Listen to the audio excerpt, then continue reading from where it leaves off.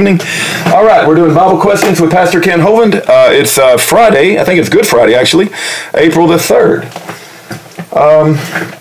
All right, Mr. Hovind. Some questions came in over the night, and hey, maybe we should discuss the Good Friday. Yes, absolutely. Feel free. Yes, that's a good topic. First question for the day. Let's discuss Good Friday, Pastor Hovind. What's on your thoughts there? This call is from the Sarasota County Sheriff's Office. All right. Well, I don't want to rain on anybody's parade, but Good Friday is a pagan holiday. It is not a Christian or even a Jewish holiday.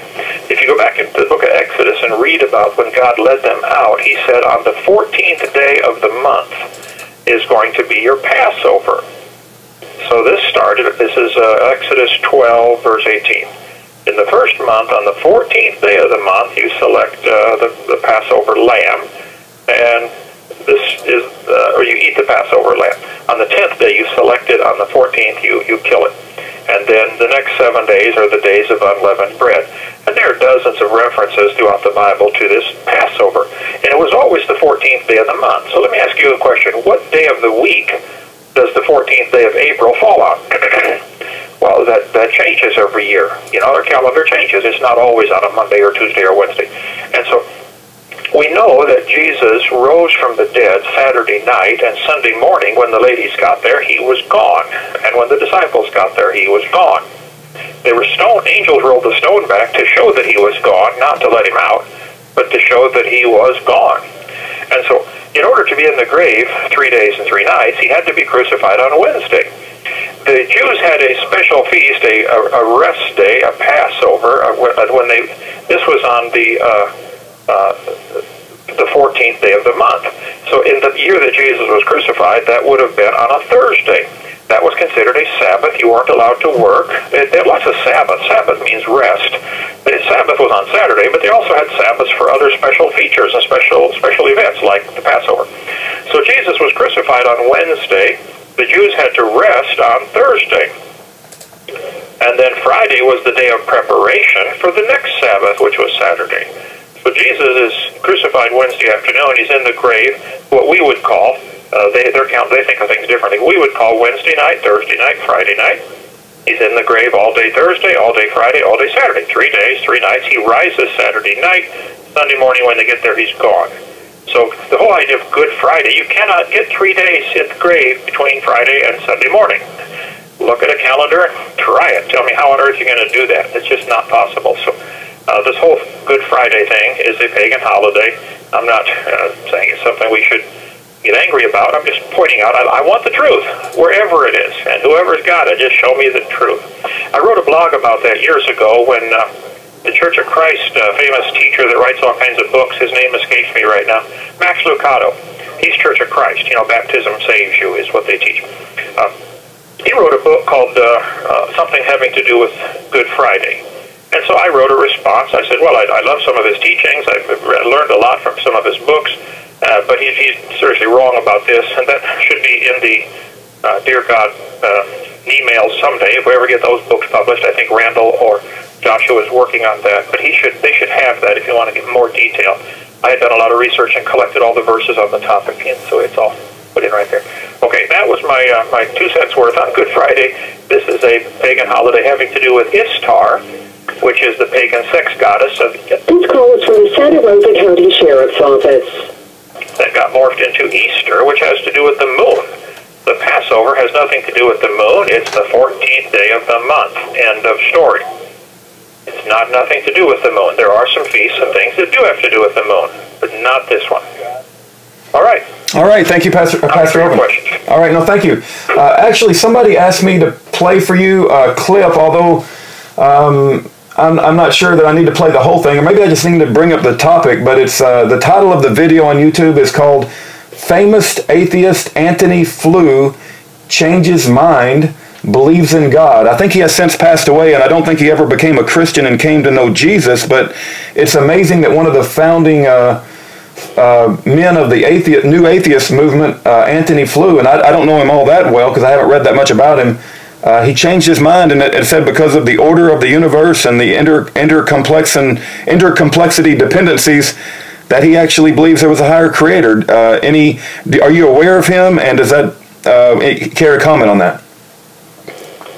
I have heard the name. I don't know much about him, but yes, I heard he is an atheist, but I couldn't give any comments. Don't know him.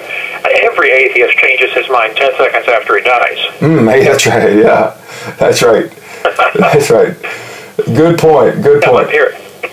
All right. Okay. I just wanted to mention that, and we did kind of point people to that because I guess he was quite a bigwig in the new atheist movement at some point in time, and it's interesting that he changed his mind as he got older and wiser, I guess. And like you said, every atheist changes their mind 10 seconds after they die. Okay, here we go. Pastor Hovind, question number 1. This comes from Arthur. Mr. Kent, do you believe that those embedded in Darwinism have invested so much in the theory the past 150 years that it all comes down to pride being the reason why they refuse to give it up, despite the lack of evidence?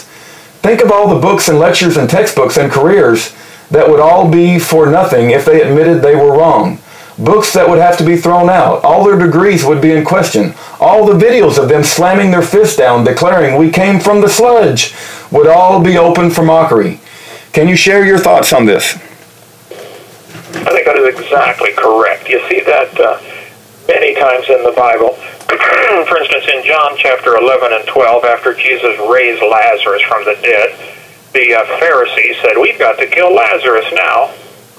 Why would you have to do that? Well, because people are coming to the Lord because of him, and our money is at stake, is what it really boils down to.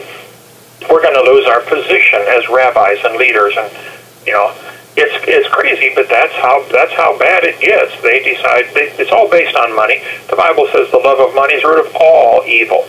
So yes, I think there are many professors who know full well what they're teaching is not true, but they know the only alternative is creation, and they know if they admit they're wrong, they will look like fools.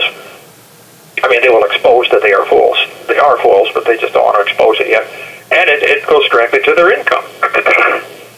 I don't know of any financial use for or commercial use for the evolution theory. It's actually useless. If they couldn't force everybody to pay their salary through taxes at a university, they couldn't make it. Tell them to stop teaching this theory in any secular university and only teach it in private universities. Watch what happens. Nobody's going to pay to come learn this. It's completely useless. Even if it's true, it's a useless theory. It's got nothing to do with anatomy or biology or botany or any other useful field of science. No doctor on planet Earth uses evolution when he does surgery. He needs to know his anatomy. He needs to know his way around in the body when he's cutting on somebody or sewing on him. It's just used, and you're right, it all goes back to money. You see that over and over. What I do in my Bible as I read, especially the Gospels and the book of Acts, I put a little dollar sign in the margin of the Bible when I find the reason they do something, it really goes back to money. We're going to lose our place and our nation. When Paul preached at one of the cities in the book of Acts, they said about their idols at Ephesus, I think. They said, we're going to lose our business. Nobody's going to buy our idols. Put a little dollar sign by that one. And you'll be shocked at how... You have 60 seconds remaining. How much money ties in. 1 Timothy 6:10 says, the love of money is the root of all evil. And that is exactly the case with the teaching of evolution. Okay. All right. More questions? Yes, I do have more questions if you'd like to call back. Sure. It's a great time. Nobody here. Okay. All right. God bless. I thought that diatribe was so interesting. It's interesting, isn't it? Yes.